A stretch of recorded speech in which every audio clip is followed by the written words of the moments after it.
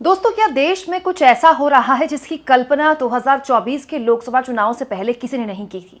क्या देश में एक अलग तरह का जन आंदोलन शुरू करने की जो विपक्ष की जोर आजमाइश है वो रंग लाएगी? और अगर लाती है तो जनता का कितना समर्थन विपक्ष को मिलता है, ये आज की इस खबर से साबित हो गया। दोस्तों, शरद पवार आज जहां पर हैं वो दिन और वो जगह बहुत ऐतिहासिक है। आज शरद पवार महाराष्ट्र के उस गांव में है दोस्तों, जहां पर मॉक पोलिंग की कोशिश की थी लोगों ने, लेकिन प्रशासन ने कर्फ्यू लगाकर उन्हें रोक दिया। इसके अलावा 200 लोगों पर इस मामले में केस भी दर्ज किया गया है। दोस्तों, दरअसल महाराष्ट्र के मरकरवाड़ी गांव में जो लोग हैं महाराष्ट्र इलेक्शन के रिजल्ट से बहुत ज़्यादा संतुष्ट नहीं थे और उन्होंने ये तय किया कि वो एक बार फिर से अपने स्तर पर बैलेट पेपर के जरिए वहाँ पोलिंग कराएंगे, देखेंगे कि क्या जो नतीजे आए हैं वो नतीजे उन पर विश्वास किया जा सकता है। हालांकि उस वक्त भी मैंने आपको बताया था कि जो लोग थे उनका ये जो रिजल्ट था, जो भी वो मॉक पोलिंग करवा रहे थे, उससे किसी भी तरह से जो फाइनल रिजल्ट है प्रभावित नहीं होता है। लेकिन उससे पहले ही उसको रोक दिया गया, कर्फ्यू लगा दिया गया, जिसका काफ़ी विरोध किया राजनीतिक दलों ने। उद्धव ठाकरे की शिवसेना, शरद पवार, इसके अलावा अलग अलग जो राजनीतिक दल थे इंडिया गठबंधन के महाराष्ट्र के, उन्होंने इसका विरोध किया। दोस्तों, पीटीआई की खबर बताती है कि शरद पवार इस वक्त उस गांव में हैं जहां पर मशीन के खिलाफ एक कार्यक्रम किया गया और उस कार्यक्रम में शिरकत की शरद पवार ने। और न केवल शिरकत की, बल्कि यहां मैं आपको बता दूं कि कल इंडिया गठबंधन के जो दल है महाराष्ट्र के, उन्होंने एक और कदम उठाया। इसी मॉक पोलिंग को रोकने के लिए अपना विरोध जाहिर करते हुए 3 दिन के लिए इंडिया गठबंधन के विधायकों ने शपथ लेने से इनकार कर दिया है। उद्धव ठाकरे की पार्टी, कांग्रेस पार्टी और शरद पवार की पार्टी के 46 यानी कि 46 विधायकों ने साफ तौर पर कहा कि हम 3 दिन तक शपथ नहीं लेंगे, क्योंकि जिस गांव को रोका गया मॉक पोलिंग से उसकी कोई जरूरत नहीं थी। करने दीजिए, अगर कोई ऐसा करता है तो आपको इसमें क्या आपत्ति है। लेकिन हो सकता है प्रशासन को इसमें लॉ एंड ऑर्डर की दिक्कत लगी हो, या फिर किसी भी तरह से किसी को ये डर हो कि कहीं ये कोई जन आंदोलन न ले ले, कहीं ऐसा ना हो कि फिर कोई भी गांव खड़ा हो जाए, कोई भी राज्य खड़ा हो जाए कि हम तो नहीं मानते इस रिजल्ट को, हम अपना अलग से रिजल्ट करवाएंगे। चुनाव आयोग इस पूरे मामले में सामने आया, स्थानीय प्रशासन सामने आया और इस तरह की मॉक पोलिंग रुकवा दी गई। लेकिन उससे क्या हुआ दोस्तों?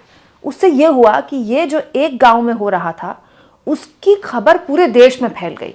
दोस्तों, आज पूरे देश में खासतौर पर सोशल मीडिया के जरिए जो लोग न्यूज़ देखते हैं, कंज्यूम करते हैं, उनको एक बात पता है कि महाराष्ट्र का एक गांव है, छोटा सा गांव, जहां पर मॉक पोलिंग की कोशिश हुई लेकिन प्रशासन ने उनको रोक दिया और जिसके विरोध में इंडिया गठबंधन के 3 दलों के विधायकों ने कहा कि हम शपथ 3 दिन तक नहीं लेंगे, यह हमारा सांकेतिक विरोध है। और उसके बाद महाराष्ट्र के इंडिया गठबंधन के बड़े नेता शरद पवार उस कार्यक्रम में चले जाते हैं। यहाँ बिल्कुल इस बात को उस बात से जोड़ा जाए दोस्तों, जो कि कांग्रेस के राष्ट्रीय अध्यक्ष मल्लिकार्जुन खड़गे कह चुके हैं। मल्लिकार्जुन खड़गे तो कह चुके हैं कि मशीन के खिलाफ हमें आंदोलन करना चाहिए और राहुल गांधी भारत जोड़ो यात्रा की तरह कोई आंदोलन करें जिससे कि चुनाव सुधारों की तरफ एक बड़ा कदम उठाए। दोस्तों, हम दुनिया के सबसे बड़े लोकतंत्र हैं, क्योंकि हम सबसे बड़ी जनसंख्या वाले उस देश में रहते हैं जहां पर इतनी बड़ी तादाद में लोग वोट देते हैं। लेकिन हम दुनिया के सबसे पुराने लोकतंत्र नहीं हैं। लोकतांत्रिक देश के तौर पर अब भी हम में बहुत सी कमियां हैं और इसमें कोई दो राय नहीं है कि कमियों को जब तक हम स्वीकारेंगे नहीं कि हम में ये कमियां नहीं है, तो जब तक हम उसको ठीक कैसे करेंगे। यानी आप कह सकते हैं हमारे देश में चुनाव सुधार को लेकर एक बहुत बड़ा अभी एक पूरा का पूरा एरिया है जहां पर बहुत सारी चीजों पे सुधार होना है। खासतौर पर मैं चुनाव सुधार की बात कर रही हूँ। लेवल प्लेइंग फील्ड उनमें से एक है जो कि लोकसभा चुनाव के दौरान हमें देखा, और उसके बाद से मशीन की शिकायतें उनमें से एक फिर है। उसके अलावा भी बहुत सी शिकायतें, जैसे कि हरियाणा में भी कांग्रेस पार्टी ने वो शिकायत उठाई, महाराष्ट्र में भी कांग्रेस पार्टी ने वो शिकायत उठाई। अब देखिए, कांग्रेस, शरद पवार, उद्धव ठाकरे की पार्टी अगर इस तरह की विरोध करती है, इस तरह की कोई बात करती है, तो बहुत सारे लोग जिन्हें आप मोदी सपोर्टर कहते हैं या भाजपाई कहते हैं, वो ये कहते हैं कि यार इनको तो हमेशा से दिक्कत है। लेकिन अरविंद केजरीवाल भी यही बात बोल रहे हैं। अरविंद केजरीवाल ने 2 दिन पहले एक प्रेस कॉन्फ्रेंस की, मैंने आपको लगातार वो खबर दिखाई, जिसमें उन्होंने अपनी प्रेस कॉन्फ्रेंस में उन लोगों को बिठा दिया जिसमें वो बता रहे थे कि देखिए फलाने फलाने लोग हैं जो उस जगह में रह रहे हैं जहां पर उनका वोट है, लेकिन उनके वोट काट दिए गए। ठीक ऐसी ही शिकायत कांग्रेस पार्टी ने महाराष्ट्र में भी दी थी चुनाव से पहले, लेकिन उन शिकायतों का कुछ नहीं हुआ। इसके अलावा दोस्तों, यूपी के उपचुनाव में तो सोशल मीडिया में ऐसी खबरें तैरी, पूरे दिन तैरी, जहां पर मुस्लिम समुदाय के लोगों को एक बड़े वोटर को, मुस्लिम समुदाय को वोट ही नहीं डालने दिया गया, उनको वोट देने से रोक दिया गया। इसके अलावा ऐसी शिकायतें भी महाराष्ट्र से आई वोटिंग के दिन कि जहां पर इंडिया गठबंधन का बहुत वोटर था वहां वोटिंग स्लो कर दी गई। तो ऐसे बहुत से आरोप विपक्ष लगातार लगा रहा है, और ये जो आरोप है केवल आरोप के तौर पर अब नहीं है, ये हमें क्या एक चुनाव सुधार की तरफ ले जा रहे हैं। और ये अच्छी बात है दोस्तों अगर ऐसा कुछ हो रहा है, क्योंकि देखिए अल्टीमेटली ये हम सब के लिए अच्छा है। चुनाव और बेहतर होंगे और सुदृढ़ होंगे और पारदर्शी होंगे और इसमें लोगों को शक कम होगा, तो ये हमारे आपके चुनाव पर विश्वास को और बढ़ाता है, जो कि होना चाहिए, जो कि हाल के दिनों में कम हुआ है। अब आप देखिए दोस्तों, महाराष्ट्र और हरियाणा में तो चुनाव के नतीजे आ गए तो विपक्ष ने आवाज उठाई। दिल्ली में तो अभी चुनाव हुआ भी नहीं है, चुनाव की तारीखों का ऐलान भी नहीं हुआ है। अरविंद केजरीवाल प्रेस कॉन्फ्रेंस करके अपनी प्रेस कॉन्फ्रेंस में लोगों को बिठा के बता रहे हैं कि देखिए शहादरा में ये लोग अभी भी रहते हैं, और बीजेपी की टीम आई और उन्होंने इन लोगों के नाम कटवा दिए क्योंकि ये लोग मेरे वोटर हैं। कौन? केजरीवाल के वोटर है। सुनिए।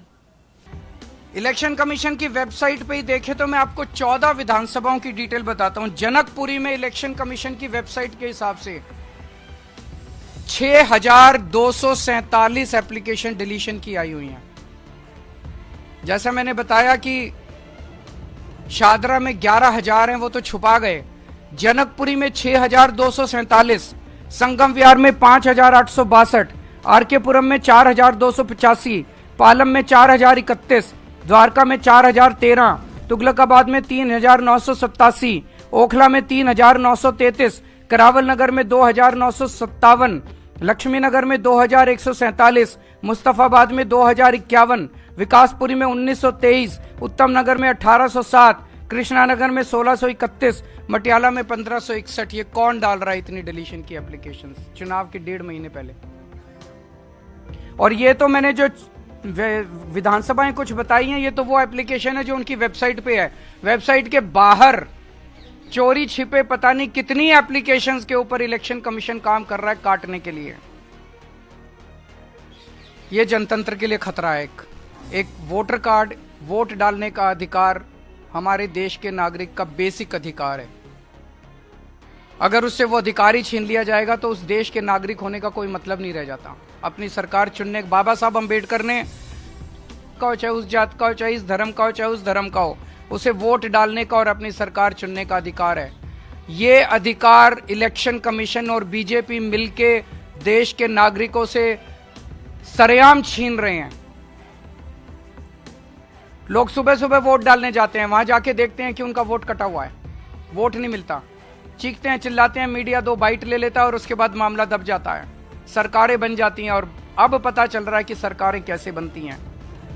हमने अखबारों में तो बहुत पढ़ा था, कांग्रेस ये आरोप लगा रही है, शिवसेना ये आरोप लगा। हरियाणा और महाराष्ट्र में बड़े स्तर पे क्या हुआ मुझे नहीं पता, लेकिन आज इस खुलासे के बाद एक शक तो होता है कि कुछ तो गड़बड़ हुई है। आज हम आपके सामने कुछ ऐसे लोगों को पेश कर रहे हैं जिन लोगों के नाम कटे हुए हैं, नाम काटने की एप्लीकेशन दी गई, लेकिन वो लोग मौजूद हैं, वहीं रह रहे हैं। ये सब वो लोग हैं जो आज आए हैं वहां से। कुछ ही लोगों को हम ला पाए, बहुत सारे लोगों को नहीं ला पाए। उपेंद्र कुमार जी होंगे यहाँ पे। उपेंद्र जी, आप ए 334 में ही रहते हैं, तो आप शिफ्ट तो नहीं हुए वहां से?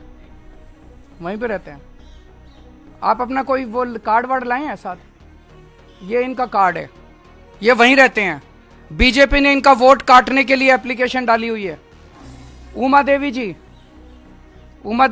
आप भी 8 अम्बेडकर नगर में रहती हैं, आप भी शिफ्ट तो नहीं हुए? इनका भी वोटर कार्ड काटने के लिए बीजेपी ने डाला हुआ है। शंभू कुमार, आप भी 326 में रहते हैं, खुद का है, पूरे परिवार का वोट काट दिया इनका, ये बता रहे हैं। सुनील कुमार भी 326 में रहते हैं, आप शिफ्ट तो नहीं हुए, वहीं रह रहे हैं। सुकेश कुमार, सुकेश जी, आप भी 326 में रहते हैं। ये और भी बहुत सारे लोग हैं। आप इसके बाद मीडिया के लोग इनसे बातचीत कर सकते हैं। कई लोग आए हुए हैं, मैं सबका नाम तो यहाँ नहीं ले पाऊंगा, लेकिन आप इनसे बातचीत कर सकते हैं। सब लोग जिंदा हैं, वहीं रह रहे हैं, और इनके सबके 11,000 जीवित लोगों के मौजूदा लोगों के वोट काटने के लिए भारतीय जनता पार्टी ने इलेक्शन कमीशन में अप्लाई कर दिया और इलेक्शन कमीशन चोरी छिपे बिना लोगों को बताए, बिना वेबसाइट पे डाले इलेक्शन कमीशन जो है इनके वोट काटने की साजिश रच रहा है।